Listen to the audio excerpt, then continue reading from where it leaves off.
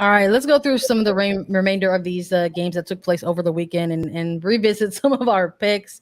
Gotham FC versus Portland Thorns. This one finishes out to a 6-goal scoreline, a 3-3 draw. Lisa, you kind of put them. I noticed you said, "Hey, the Shield was theirs to lose." 100%. Yeah, they had the lead in this one. Let it go, 3-3 draw. And Gotham, congratulations, not a loss. Congratulations to them. Yeah, that's so true. It's kind of funny, but it's so true. Gotham was actually set to end this year as the first team ever in NWSL history to end a regular season without a draw. They end up getting a draw in their very final game against Portland, end up scoring 3 goals, something that hadn't been done by Gotham this year. Really a battle of a match between these two sides because Gotham scores first. They end up getting on the board first, which was a bit shocking to me as we were watching this game. They were happening simultaneously, and during the broadcast for Houston and Washington, we were being made aware of what was happening in this Gotham-Portland game because it did affect the Houston-Washington game, and we were giving updates live during the stream for this one. But so Gotham goes up first in this match, and then Portland ends up responding, and it's Sophia Smith with a brace before halftime. And at this point, I'm like, wow, the golden boot race is happening because if Smith gets a third, she'll jump Alex Morgan based on assist. That's the tiebreaker or the next factor coming into the golden boot. She ends up only getting a brace in this one. Only, I say that. But the back and forth of it all between this match, I think we saw a new look from Gotham than we've seen all year. And that tends to happen towards the end of the regular season when a team has nothing to lose. They've got everything to play for. They were at home. They wanted to put on a spectacle for their fans, make it worth it for them to come back next year, buy the season ticket holders, buy the tickets for next year, put on a show. And that's really what Gotham did against this side. Portland ends up getting another one towards the start of the second half. Morgan Weaver puts in a great cross shot that finds the back of the net. It threw Gotham defense off guard completely. And then 3 minutes later, Purse gets the assist on an Anamanu goal to get back into this for Gotham. So the fact that it was 3-1 Portland, and then 3 minutes after their third goal, they concede to Gotham. That's what I mean by it was Portland's game to lose. It was Portland's shield to lose in this match because they went up. And ultimately the final goal coming for Gotham from McCall Zerboni on a corner kick around the 74th minute of this match. But it's truly exciting to kind of see how this played out, and Portland still stays in the top of the standings. They get second place at the end of this regular season heading into the postseason, and they will get a first round bye, which is also like huge. If you can't win the Shield, at least you get second place and you get a first round bye. I mean, yeah, I guess that's a way to look at it. I would imagine trying to be positive over here. I already told him it was their Shield to lose. Yeah, I mean, yeah, I would imagine that's again, we're talking about results that opened up the window for other teams over the course of the weekend, and it was that 0-0 draw between the Wave and the Courage to sort of open up some opportunity for the Dash and for the Chicago Red Stars.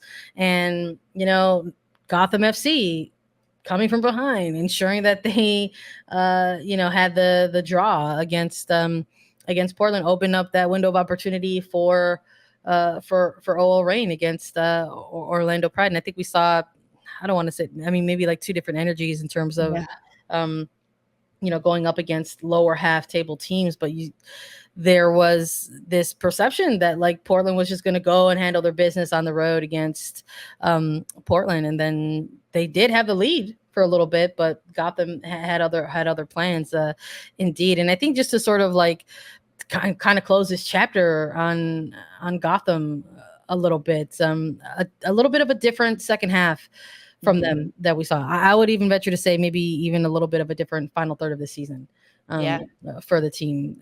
A couple of very narrow score lines there down the stretch, some 1-0 losses for them. And then this one, a wild 6-goal score line, right? Wild. To sort of close things out. And we'll see where the team builds for next year and where they will be in 2023. Portland is headed to the playoffs once more.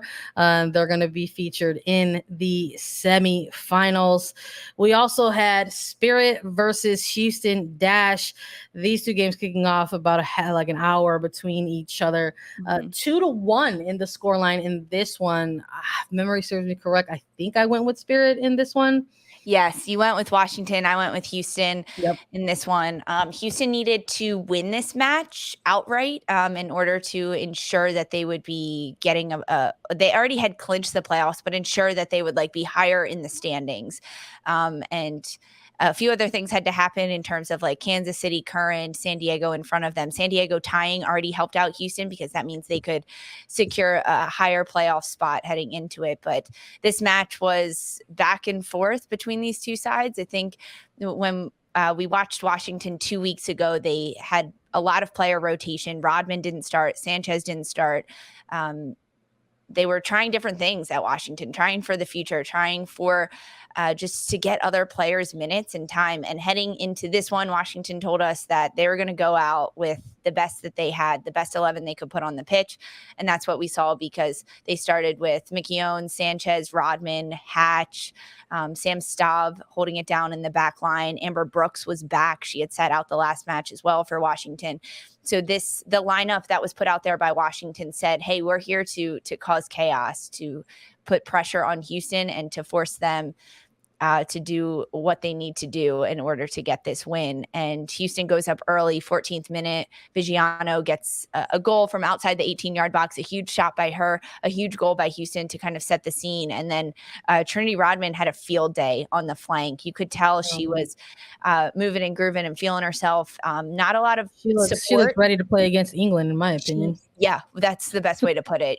After we get the call-ups from the national team, it's so fun to watch these games and know that these players are so fired up for all of it. So Washington Spirit ends up drawing a penalty kick in the 36th minute, Trinity Rodman, and it's converted by Andy Sullivan. That was just fantastic by her.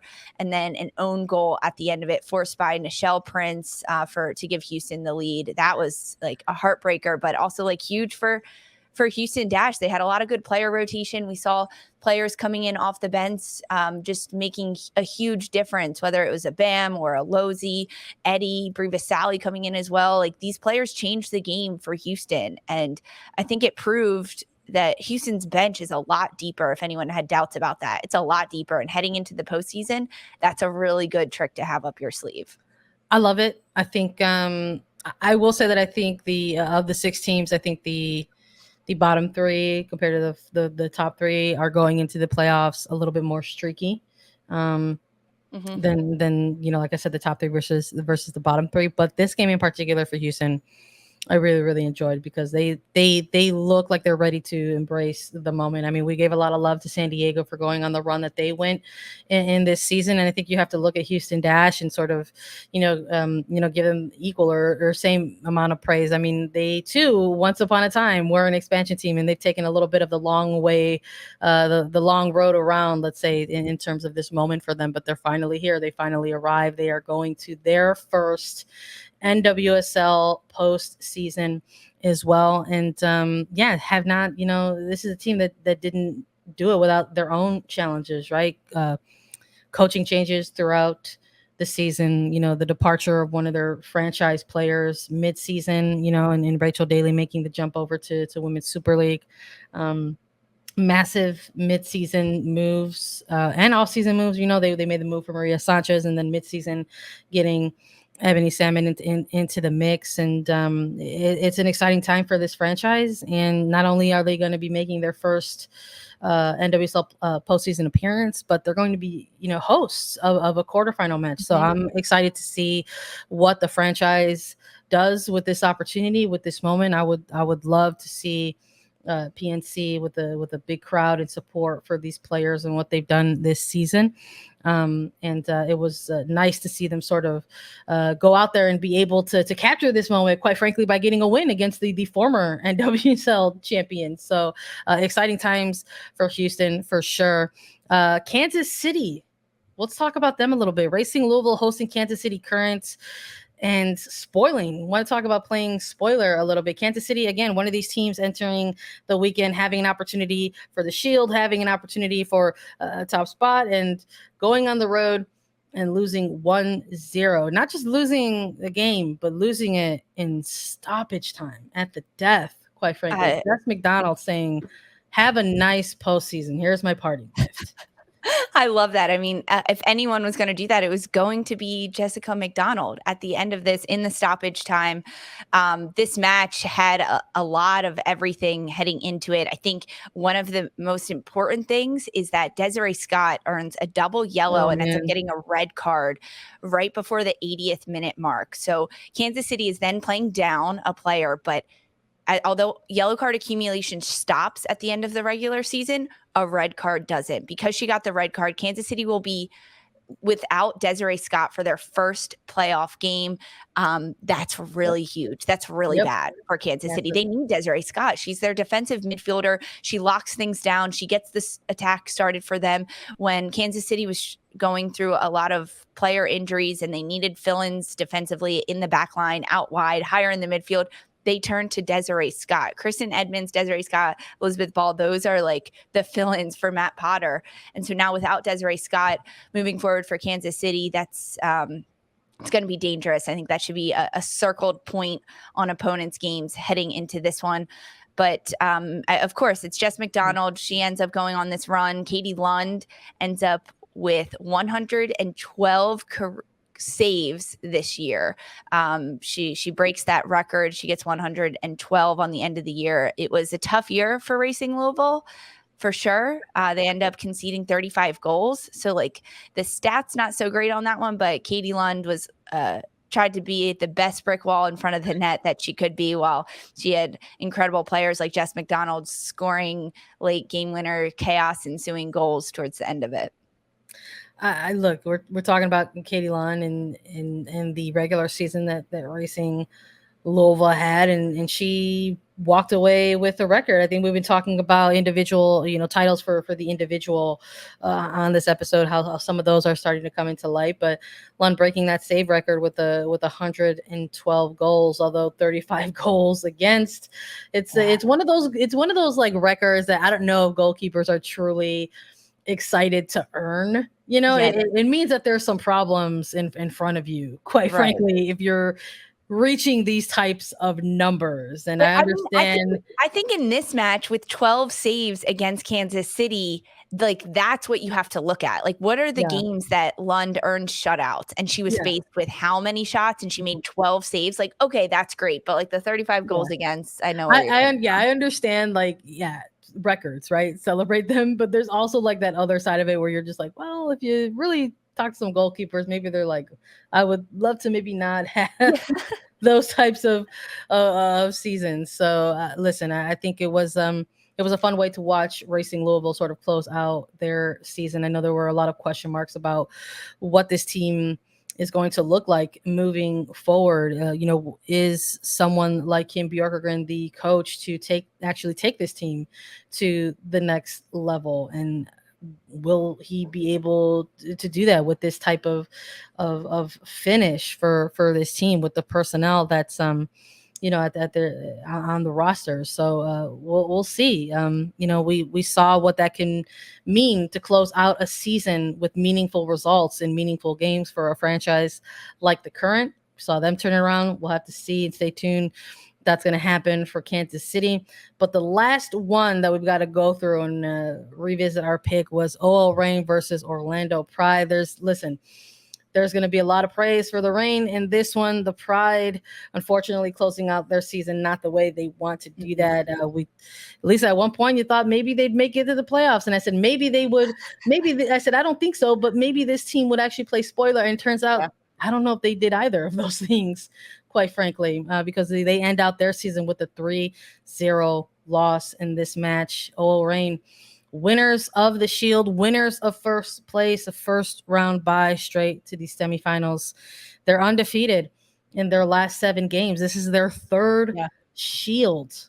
Their third Shield for this franchise, all under head coach Laura Harvey. You've got players like Rose Lavelle, Jess Fishlock, Megan Rapinoe, Bethany Balcer. I would also include this. All players who are playing very well right now within this 7-game undefeated stretch that they're on into the playoffs. They're looking like a team, like a number 1 ranked team. Yeah.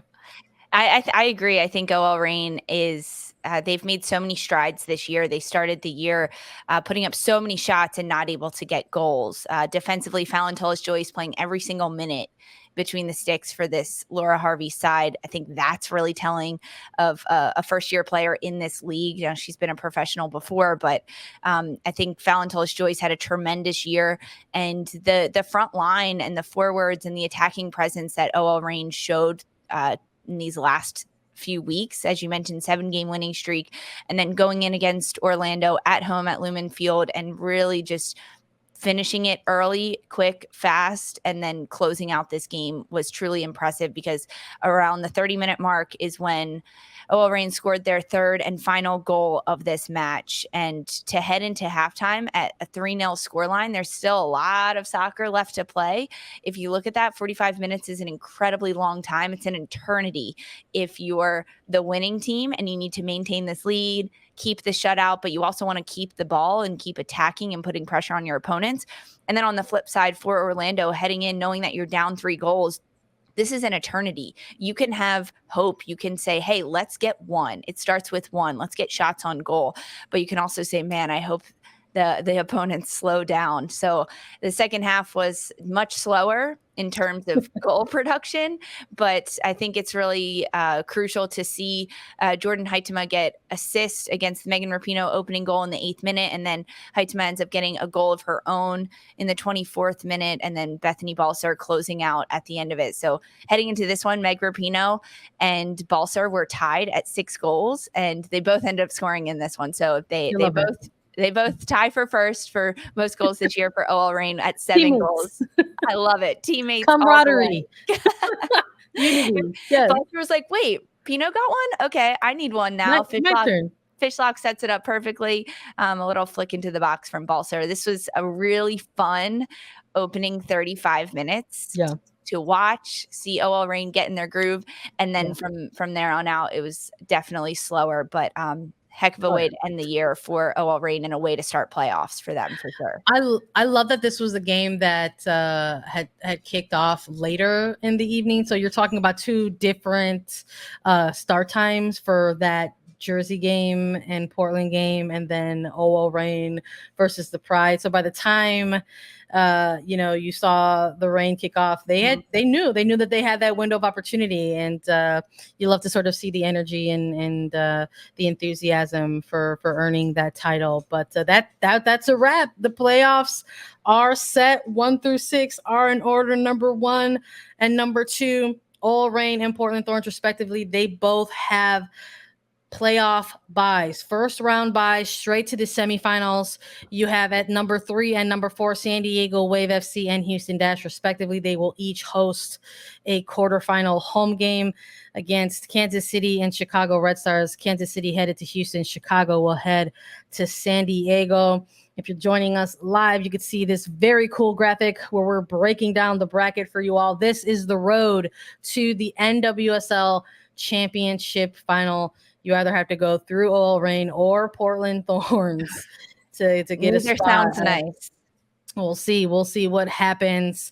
It's going to be 2 quarterfinal matches that will take place on October the 16th. Houston Dash hosting Kansas City at 5 p.m. Eastern on Paramount Plus, and San Diego Wave FC will host Chicago Red Stars at 10 p.m. Eastern on CBS Sports Network.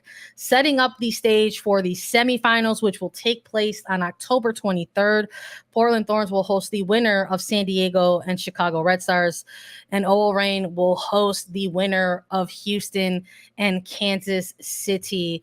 Those 2 semifinals, Portland will host at 5 p.m. Eastern on CBS Sports Network, and OL Reign will host at 7:30 p.m. Eastern on CBS Sports Network. It's a wrap